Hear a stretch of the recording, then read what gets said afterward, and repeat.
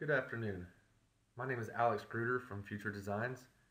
Today I'm going to walk you through performing the Avnet Visible Things platform Sensor to Cloud Lab.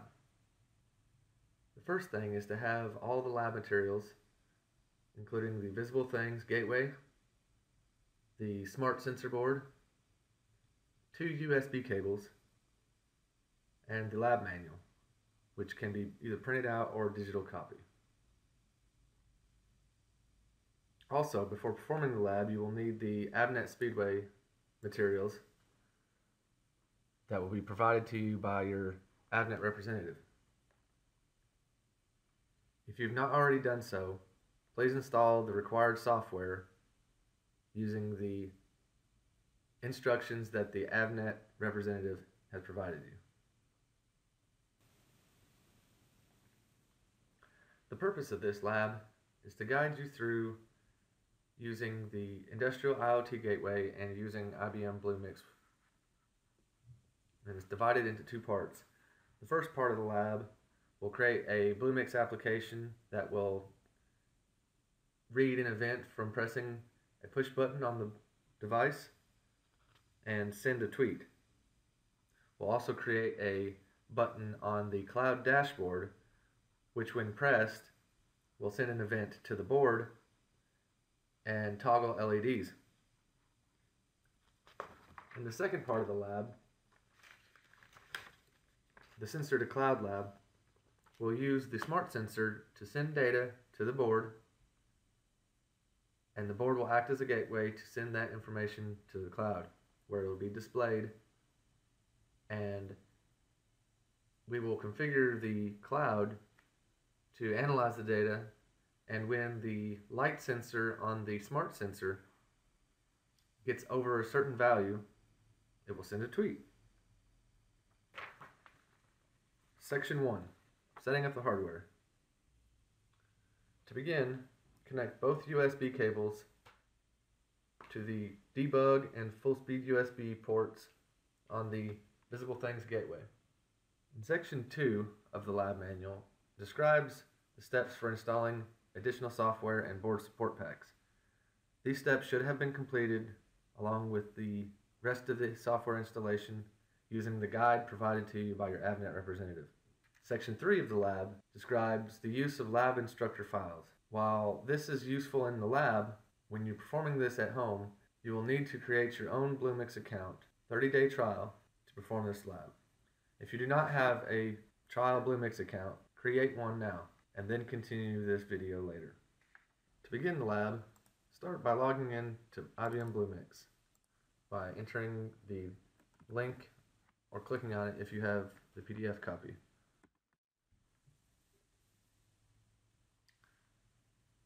Log in using your credentials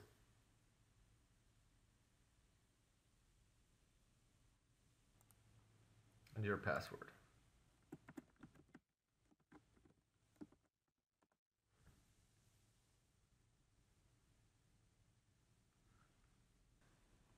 The first time you log into Bluemix, you'll show up at the dashboard. We'll click on the Explore Our Offerings button to see a list of all the different applications. For this lab, we're going to use boilerplates. Click on boilerplates and then click on the Internet of Things platform starter.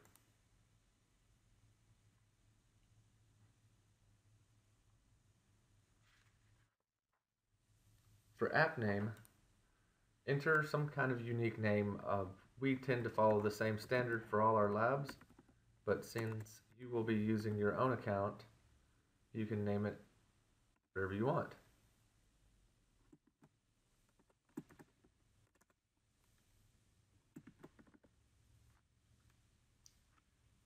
Leave all the remaining settings the same. You'll see US South, your organization and test space that you, or whatever space you created when creating your Bluemix account, and then click Create.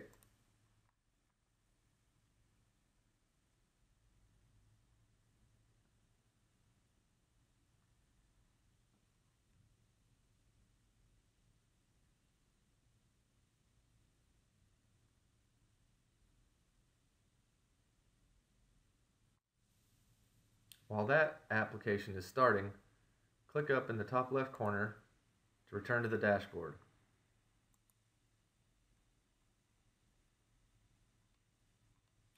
Create another application, another boilerplate,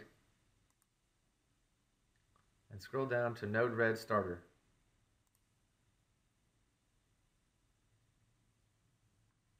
Also enter a name.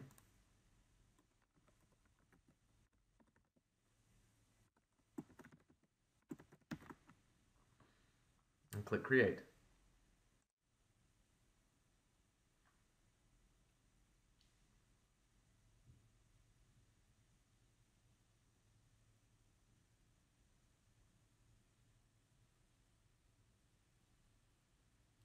Note that when performing this lab at Avnet office, you do not have to create these applications. They are pre-created for you.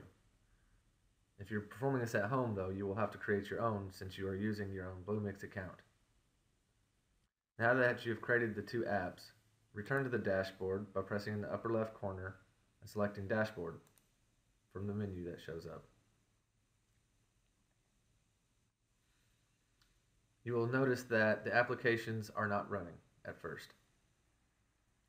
Bluemix sometimes takes a moment to begin each application, and if you find yourself waiting too long, you can click Restart App by clicking on the three-dot icon and select Restart. Do this for all of them that are not running, and then wait. This can take some time, so please be patient. Occasionally, restarting won't help. If that's the case, select Restart again.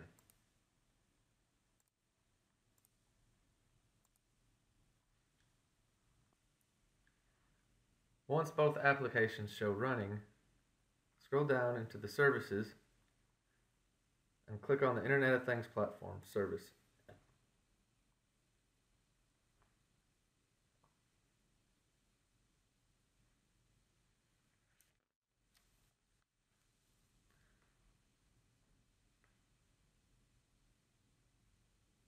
Once this page loads, click on Launch to launch the Watson IoT platform. It will create a new tab. That way you can go back to your dashboard anytime.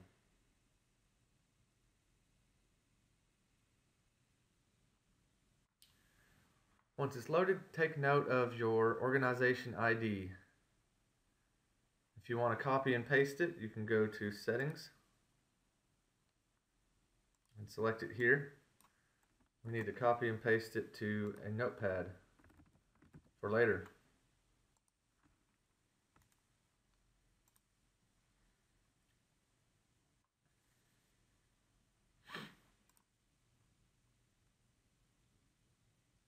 First thing we need to do is create a device.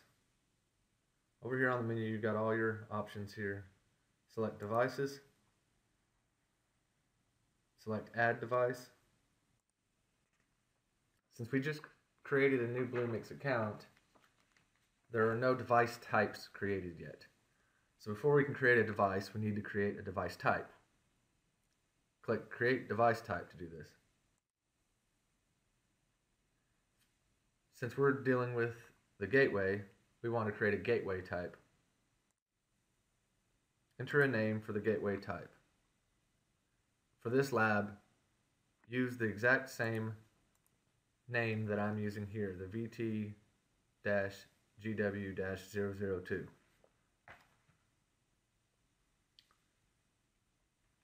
Click Next. You do not have to set any of these settings. This may be used by your organization if you need to. Click Next, and then click Next again. Leave the metadata blank. We don't need it for this lab. And click Create. You've now created a device type. Now we're back to the Add device. The device type that we just created starts pre-selected from the drop-down. Click Next. For device ID, we need to enter a very specific number. Enter VT-GW-002 underscore, and then the 12-digit alphanumeric MAC address printed on the back of your board under Wi-Fi. My board is different from your board, and so we'll have a different number.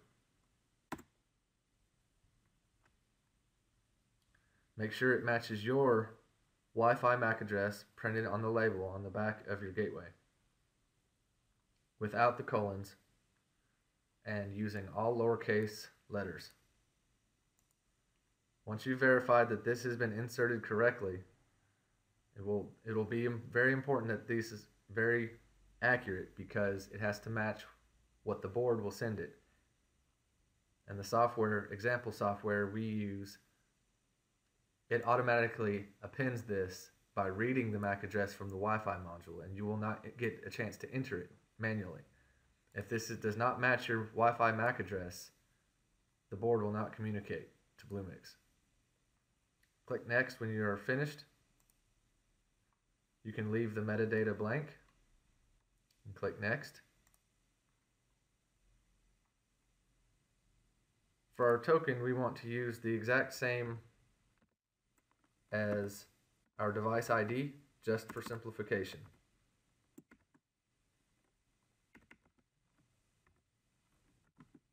It's actually better to copy and paste it.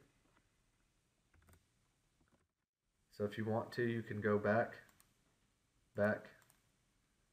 select it, copy, next, and paste it. That's one way to verify that is correct. Once again, the board will send this token up, and if it does not match exactly, we'll have issues. It does not hurt to go ahead and copy it to your notepad file for records too.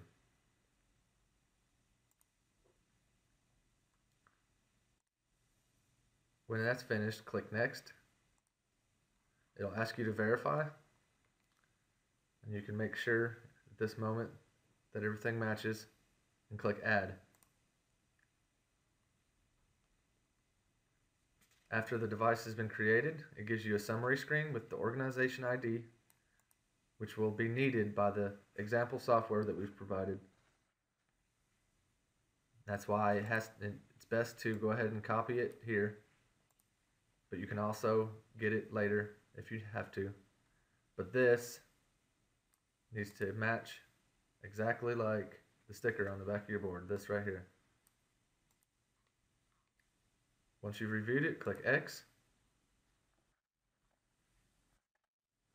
Now we need to create a key that Node-RED will use to communicate to the Watson platform. To do this, select Apps and click Generate API Key.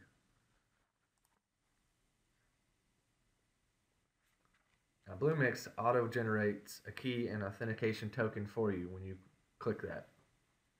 But we have to configure this key, so select, from this drop-down, select Backend Trusted Application. Before you click Generate, make sure you copy and paste these two values to your notepad. This will be used in the example software.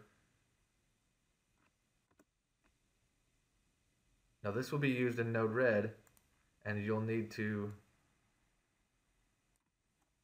configure a key in Node-RED to communicate with your board. Once you've copied those values to your notepad and you've selected the backend trusted application, click Generate. The key has been generated.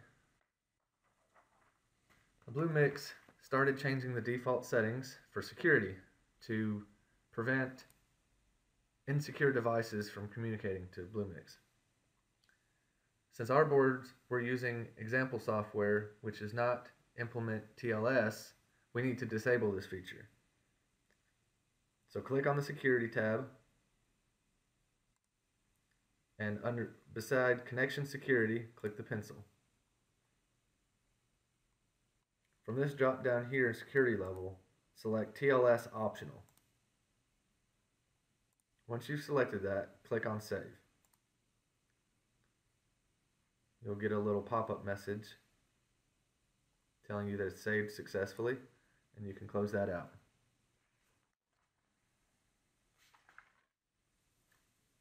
This concludes the configuration of the IBM Watson platform. So now we need to return to our dashboard by clicking on this tab that we left from when we clicked Launch earlier. So now we're going to open up Node-RED and configure it. First, click on the menu to go back to your dashboard, and then open Node-RED. First, make sure it is running, and then make sure there's a link showing.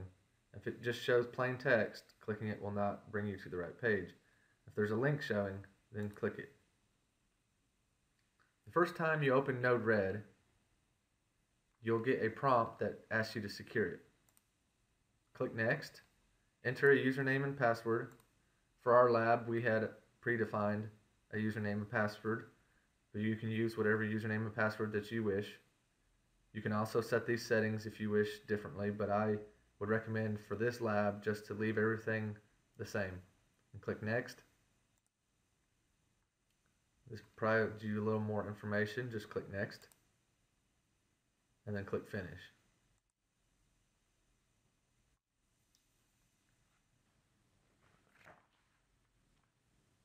Click on Go to Node-RED Editor to load Node-RED, and then log in using your username and password that you selected.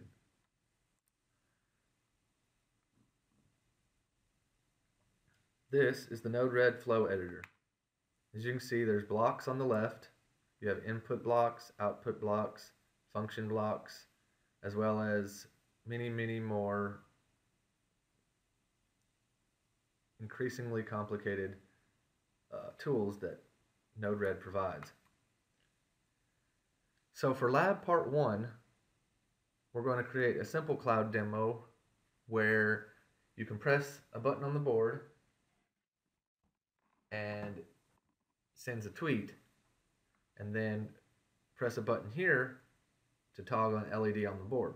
It demonstrates upward and downward communication from the board to the cloud. So to begin, we want to add an inject block. This is going to be our button that we push in the cloud side. And so double click it to open its properties. For payload, click this drop down, and it's going to send a string. We want it to send a string. We want it to send the string LED. The topic will be LED. We don't want it to repeat. We don't want it to inject once it starts. And we're going to name the block LED button for readability. When you're done, click Done. Now we want to add a function block.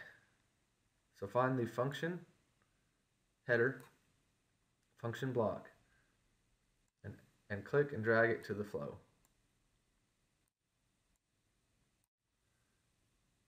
Double click the block to open its properties. We're going to name it payload.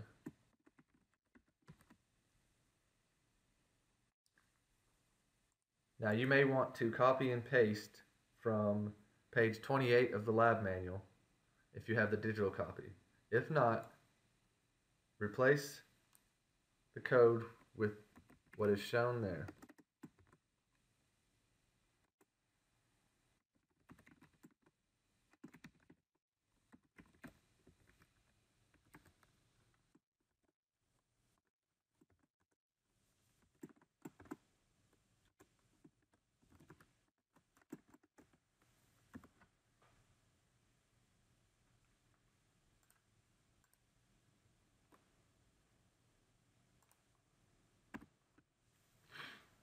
Verify that everything's correct.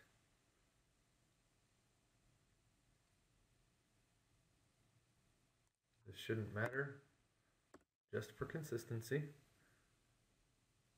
We will make it match the lab document exactly. When you're done, click Done. Now you can connect these two blocks.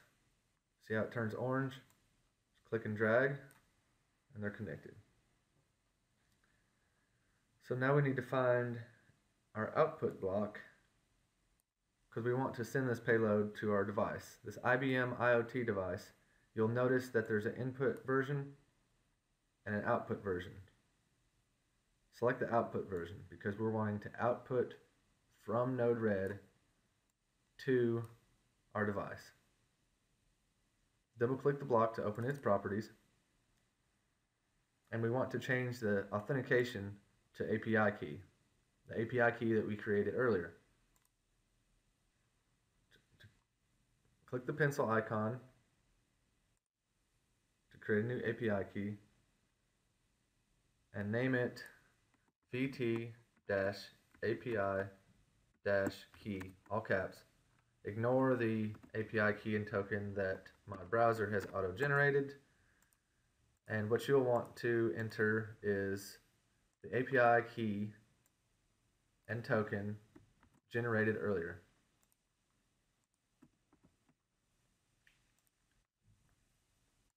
Yours will be different from mine.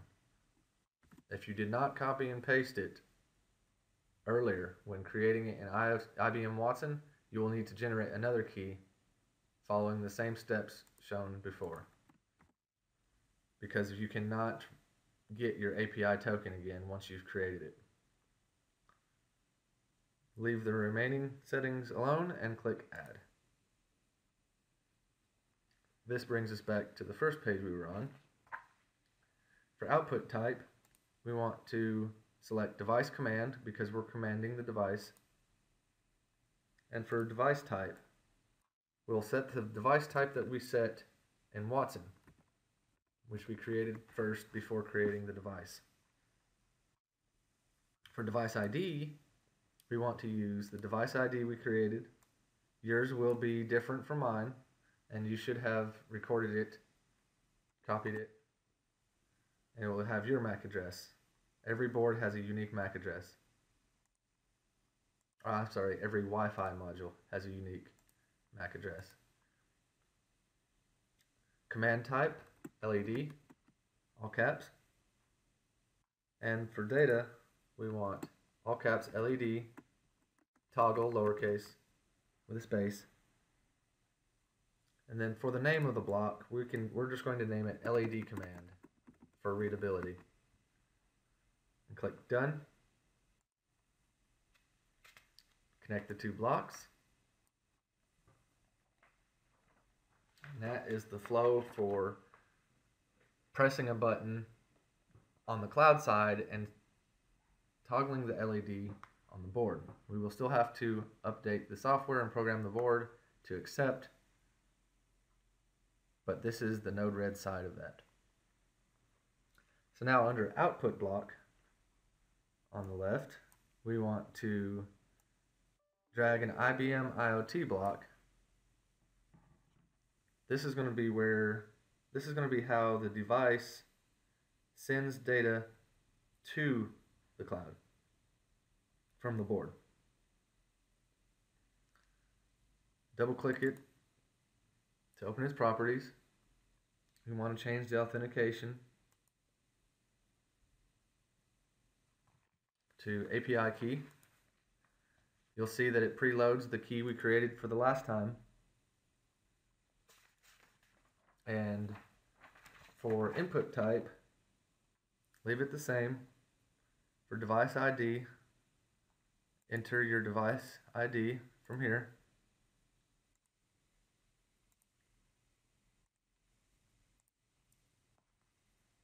And then we want to name this VT Gateway, just for readability on the flow editor. Click Done.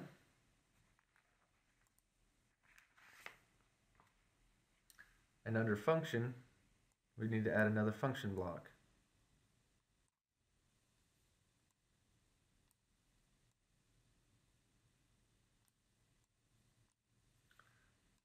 double click the function block to open its properties. And for name, we're going to name it reading, because that's what it's going to do. It's going to be the readings from the board. Replace the message with, we want to return payload, and then you can enter your name here.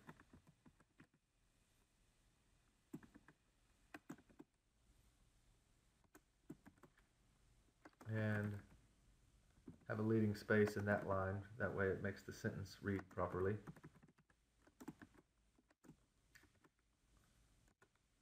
And then we're going to insert the variable message.payload.d.reading space times. It is always a good idea to copy and paste from the lab manual when possible, but due to limited screen size for this video, I'm entering it manually. And we may find that we prove that it's better to copy it. But we will see. I may have extraordinary reading skills. And then when you're finished, click Done.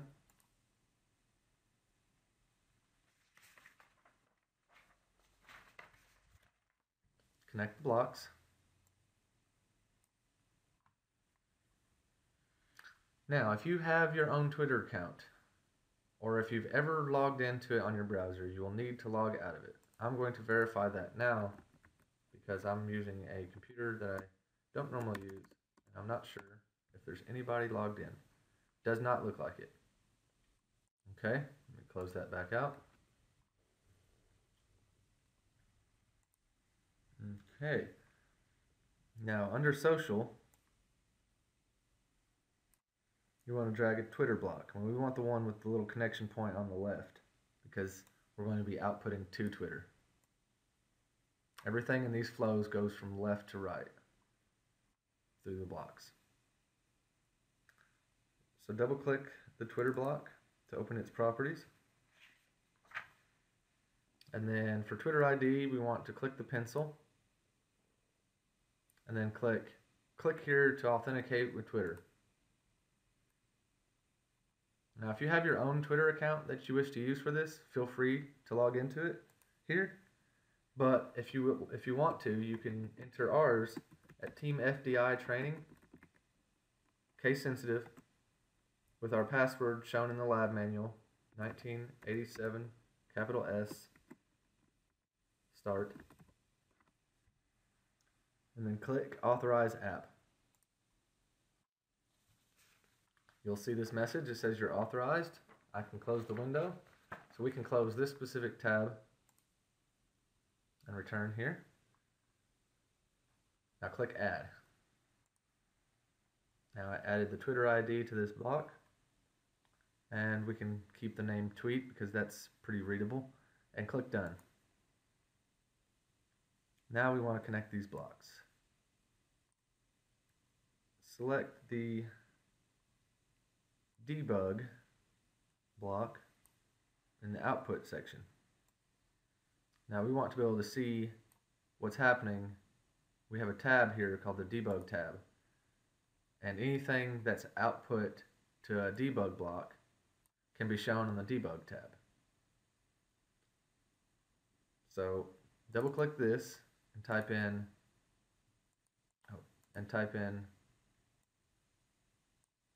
LED debug and click Done. Create another one.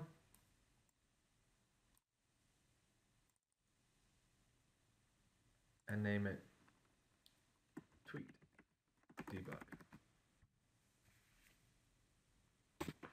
Or we can call it reading debug, actually,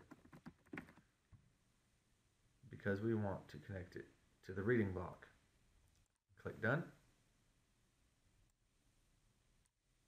Connect those two. Connect those two. And then once you're finished, click Full Deploy. Well, or just click deploy. Successfully deployed. Now we've configured Node-RED for the first part of the lab. Now we want to get into the Synergy side of the lab by importing the simple cloud demo that we've provided. We can minimize this. We will come back to it later. And we can minimize this. We'll come back to it later. Now we need to open E2 Studio.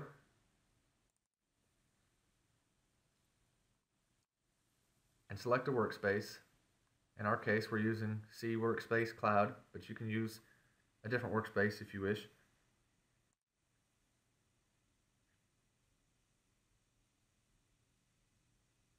If this is your first time, you will also see another pop-up, which you'll want to follow the instructions in the lab manual to make sure you select and register the proper toolchain. If you do not register this toolchain, your project will not build. Since I have already registered, it does not provide me that pop-up. Click on Workbench to go to the workbench. You'll see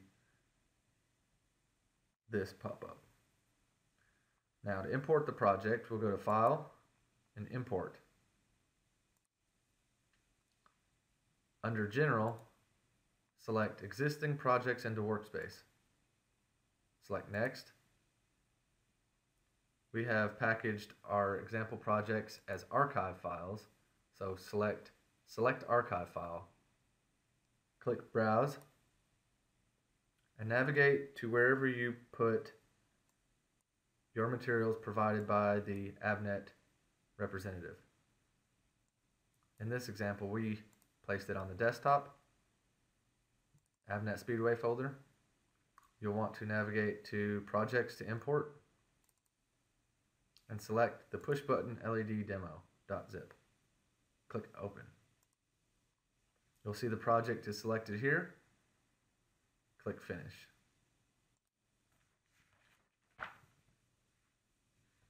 You'll notice the Synergy license required pop up here the first time you use a workspace. Click here to set up the license. Select the ellipsis. Select Browse. Select the evaluation license that comes with your installation of the Synergy software package, SSP, and click Open. Click OK. Click OK. Now expand the project. Open the configuration.xml. This is the Synergy configurator.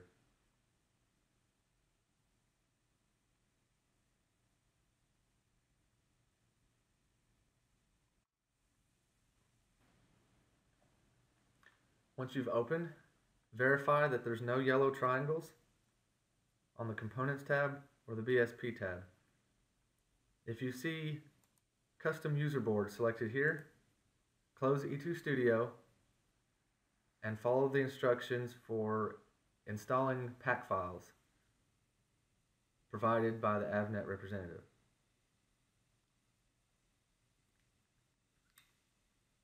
If you had that issue, when you start E2 Studio again and you reopen the configurator, the board should be selected. As long as you do not save while it's still saying Custom User Board, you will not have any issues. Once you've verified that there's no issues with the BSP or the components, select Generate Project Content.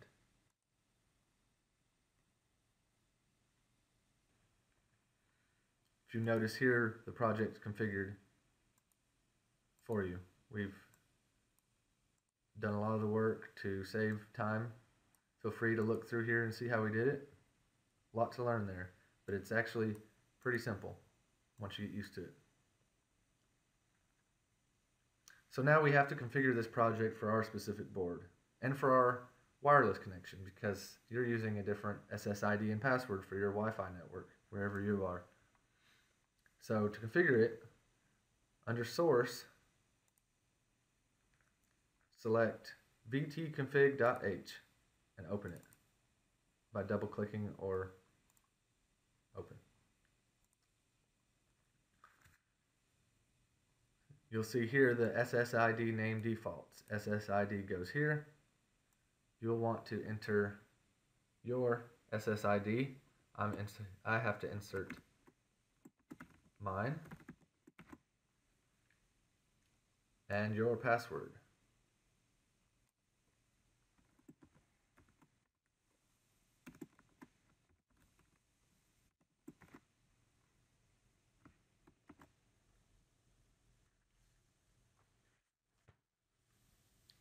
That configures wireless. You can save and close. Now we need to configure the Bluemix credentials. So we want to go to Protocols and MQTT profile IBM Bluemix.h. Open it by double clicking. You'll see here, this is where you'll place your settings.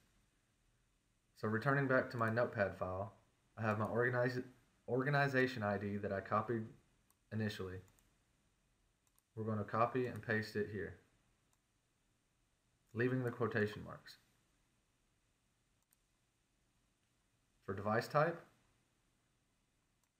we use the VT-GW-002 that we use to create the device type, and then device ID will be your device ID with your MAC address.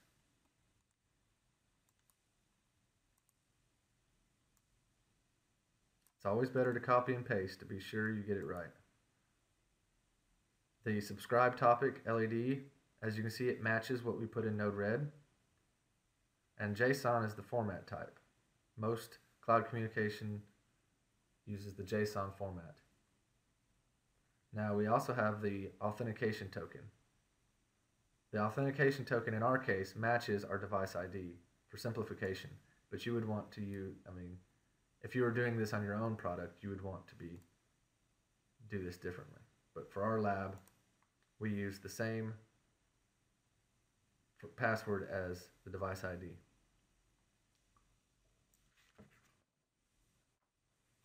Once you've changed all those, save it, and then click Build.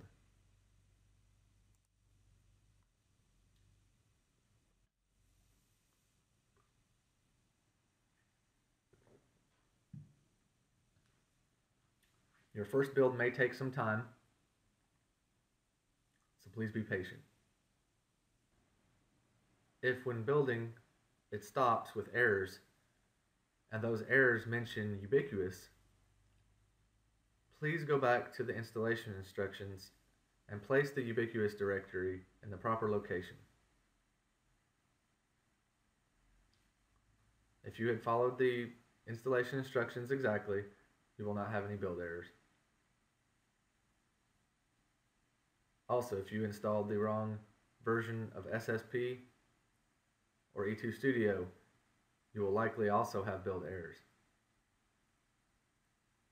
If you're not sure of which version of E2 Studio or SSP that you installed, go to Help, About E2 Studio. This will tell you your version. SSP version can't be checked so easily, but if you have the wrong SSP version, it will show up. Here, there'll be a yellow triangle that you do not have the correct, or if you have the newer version, it will not show, but you may still have issues. And you'll notice in the Components tab, you'll see 1.2.1 or some other higher version selected. You want to make sure you're on 1.2.0 just to be sure of compatibility with these projects. As you see, there are 0 errors. Hopefully you'll have the same success. If not, check the things that I mentioned and come back. Now, if you have your board correctly hooked up with your debug cable and your power, select the debug drop-down arrow and select debug configurations. This only has to be done the first time. Down here under Renesas GDB hardware debugging, expand it and select the push button LED demo debug. All these settings are configured for you by default, and select Debug. This will begin programming the board, erasing, programming, and then verifying. If you're used to using JLink, this is normal to you. Select Yes to open up the debug perspective. This provides debug-specific windows, such as register view, breakpoints, and tracked variables. When you first run a Synergy project, you'll notice that it suspends here at the reset handler. You can click the resume button or hit F8, and then it stops at the beginning of your main function. Click resume one more time. Anytime you're debugging, you will need to do resume twice to get the program running. You'll see running down here when you've started. If you'd like to see debug output provided by the program, minimize E2 Studio so we can see. And we're going to open up a COM port. The way the Visible Things Gateway is designed, the debug port also generates a COM port. So we're going to find out what COM port it's on by going into the search and typing Device Manager, selecting it from the list, and then for ports, COM and LPT, we want to expand that and take note of the COM port, COM33. We're using PuTTY for our terminal viewer, and it's also provided, the links are provided in the software installation instructions if you do not have it. Now we want to go to Serial, change it to COM33. Your COM port will be different. The baud rate is 11.5.200 and flow control none. And select Open.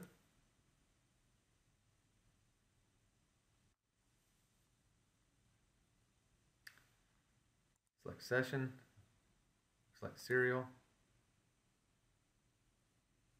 I'm going to save this as VT2. That way I can bring it up easier the next time. I'll click Open. Now we've already started running the program, so we've missed a lot of the messages. So what we'll do is we'll go back into E2 Studio, pause it, click the reset button, starts it back over and pauses it at the reset handler. This is handy that it pauses it for this exact reason. Now if you want to clear your terminal, you can reset the terminal, clear the scroll back. Sometimes that can be useful during debugging. Now we'll click Run or Resume, and the program will start over, and we can watch the output. You see it initialized wireless network, connected to my network, and successfully connected to Bluemix. This MQTT connect succeeded. That lets you know that you've connected to Bluemix, and the blue light will also come on the board. And it's subscribed as well. Now it's waiting for us to press a button. It's not actually reading sensor items. This call is left over from the modified project that this was created from. Now press the S1 on the board and you'll see that show up. It shows the topic that it's publishing to, and then the message. And this message is created within the board software.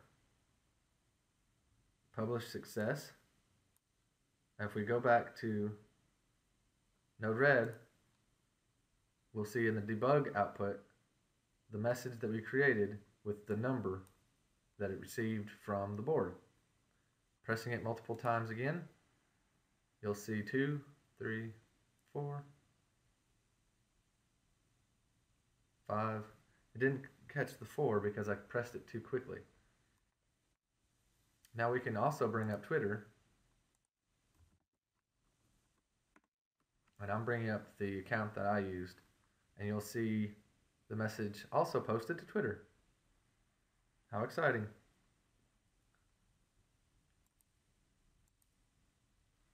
Now,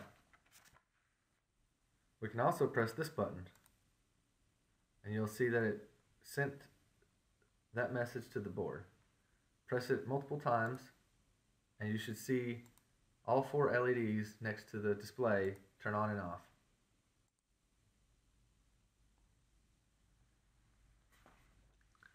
That demonstrates sending data to the board. Now the software in here is set up to respond to this specific message. And it's looking for this LED command. And when it sees it, it will toggle.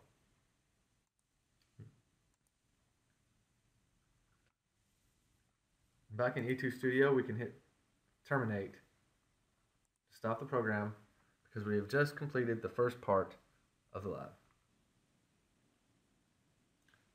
Now that we've completed the first part of the lab, we can move on to the second part, the sensor to cloud demo. To evaluate this demo, switch to the Synergy configuration view. If it's not available, you can select it from here. And then we want to close this project to make sure we don't accidentally deal with it. So right click it, select Close Project.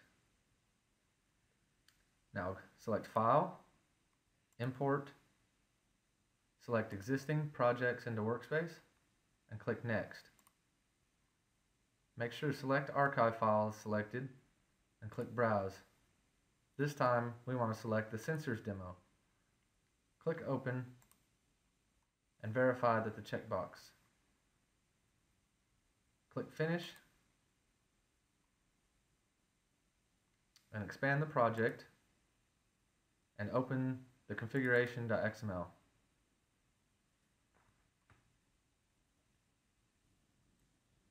Once it's opened, select Generate Project Content. This project is also pre-configured for you, using many of the same configuration settings as the previous project, except with the addition of touch. I don't know what that pop-up was for. And some additional threads. If you want to learn more about E2 Studio and Synergy, contact your Avnet representative or us at Future Designs or Renesas representative. For this lab though, we need to configure this project the same way we did the first one. First we need to update the wireless SSID and password, and that will be under source btconfig.h. Open it and scroll down till you see the SSID name. Update this with your SSID and your password.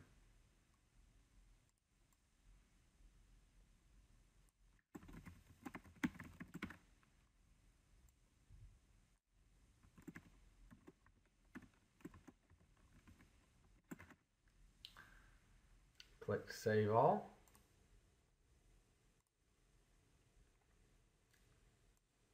And then select Build.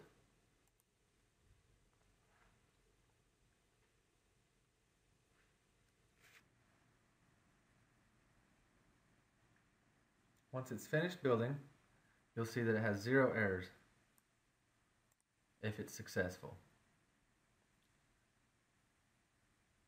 Now select Debug, Debug Configurations, and under Renesas GDB Hardware Debugging, select the Sensors Demo Debug. And click Debug to start programming the device. Open, switch perspectives to the debug view, and then select Resume 2 times.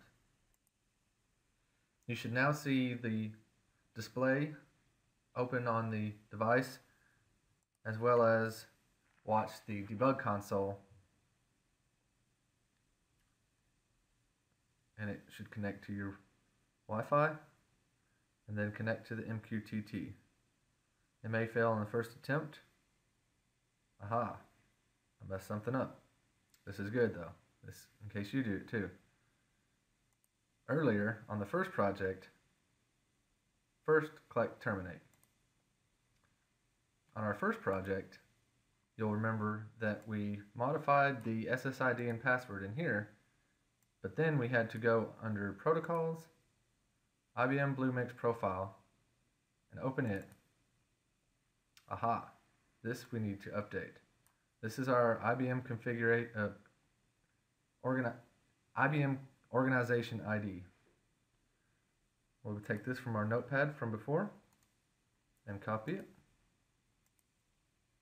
and paste it in there. This device type should be VT-GW-002, just like the device type we created in IBM. With that being modified, now we'll click Save. We have to rebuild the project.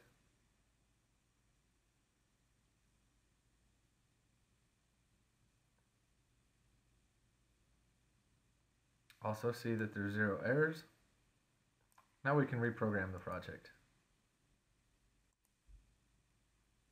Since it's the second time, all we have to do is click the debug button.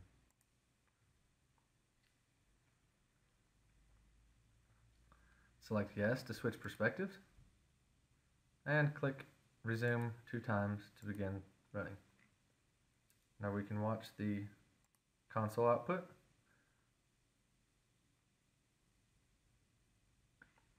This is a good way to diagnose your issues, if you have any. You'll see it connect. There it is. And see, this is where you can tell how it tried to connect. That way, if it fails, you'll know what you're looking for. So now that it's connected, it's trying to send sensor data to the same Bluemix, and therefore Node-RED is also trying to read that data. So let's switch back to Node-RED. We'll notice that there's some errors, and that's because we don't have this configured for this project yet. So let's do that now. First, let's modify this reading block. Let's double click it, and let's rename it to make message, because we want it to make a message out of the data it gets. So now let's update this payload. We can keep our name here, and then we'll say, we'll just change this to ambient light value. Ambient light value is, leave a little space here and here for the space in between the words. And then let's change this from message.payload.d. I'll get rid of all this and replace it with .sensor-data.ambient, because we want it to send the ambient light value through. Now let's delete the rest of this because we don't need it anymore. Verify that it matches either this or the lab manual, because I've modified it slightly here just for the sake of making a more readable sentence. And click Done.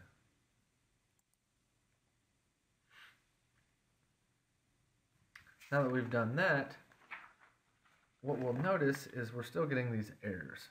Now let's handle these errors. The first thing we need to do though is to make it to where we have a little bit more room here. So you can select multiple blocks at the same time like I just showed and drag them all around together. So let's move them way over there because we're going to add a couple new blocks here. Kind of block, select the connection point here and press the delete key on your keyboard to make room. So now we want to rename this debug to reading debug. Oh, I'm sorry. make message debug. We want it to match whatever block it's getting its information from. And click done. See, now it matches. That way when it shows up in here, we'll know where it's coming from, because we might add more debug blocks later. Okay, now we need to add a switch block.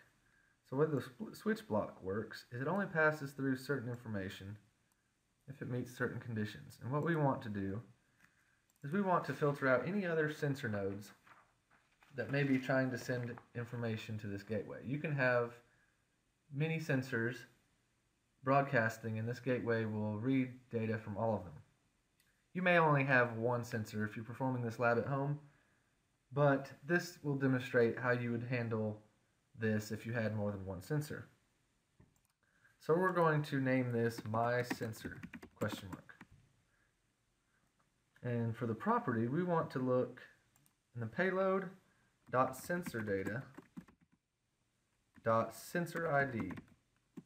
That's one of the values that the Bluetooth sensor transmits through the gateway.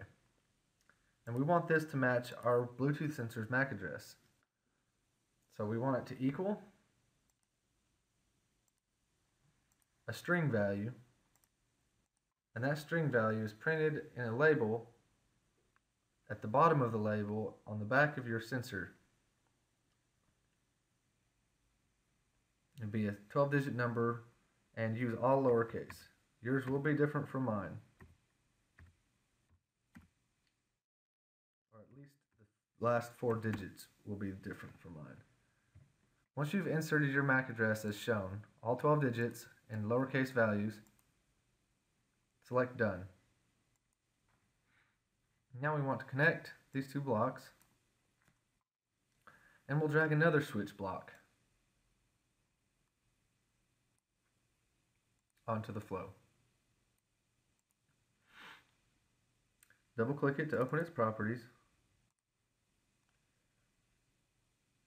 Change the name to flashlight detected, because we are going to have the ambient value increase. And what we want to do, we want this block to find out if that ambient value is greater than a certain value. So what we'll do, we need to access the payload.sensor-data.ambient. That's one of the other sensor values sent from the sensor. And we want this value to be greater than a certain amount, and that certain amount is a number. So you got to switch this to number. And we're going to put in an arbitrary number that's higher than room brightness, which about 500 should be good. If you were in an excessively bright room, you may have to increase this to keep it from triggering constantly, but we won't know that until later. So once that's finished, click Done, connect these blocks, and then connect these blocks. And click Deploy. Now anytime you want, you can delete the debug log by clicking on this trash bin icon. That way we can see only the new data. Now you'll notice that you can wait and wait and wait and never see anything, and that's because this block is successfully filtering out that the ambient light is less than 500. So only if it's greater than 500 will it pass the information through. Also, if you input the incorrect MAC address, it will filter it out regardless. So let's look a little bit at the total data coming from VT Gateway. And you can do this for temporary. You can drag a block like this just to see everything, but it can be confusing. But for now, we're just going to look at it for a second, just to see one packet, to kind of give you an idea of what you're getting from this Bluetooth sensor. So there we go. Now you can expand, and you can see all the values, and you'll see the ambient is much less than 500. Now let's delete this line before actually performing the test. Select the line and press the delete key, and then click deploy. Clear the debug console, and then we'll notice that no further post to the debug console will happen as long as it's configured like this. Now shine a light on the back side of the sensor, the side opposite of the battery, and you will notice that the threshold is breached and data will come through. Give it around 20 seconds once you've turned the light on to have a chance. There we go. Look at that. Brings it all the way up to 2,300 when I shine my lab light on it. And also, we'll notice if we refresh our Twitter screen that it also posted it to Twitter, just like the previous lab. One thing to note when you're using the tweet block is that the output of this block needs to be less than 140 characters. If it's greater than that, you may receive errors. And you can play with this and modify it and continue on in your development by reading the lab challenges on page 69 of the lab. We will not be discussing the lab challenges in this video, but feel free to experiment with it to gain more knowledge in using Node-RED, as well as E2 Studio, Synergy. You can click terminate to stop transmission of data, because if you're using a trial account, you may want to limit your data usage. That concludes this lab. I hope you was able to learn what you needed to learn to help you with your product development, and feel free to contact your Avnet representative, Synergy representative, or us at Future Designs for more assistance. Thank you very much.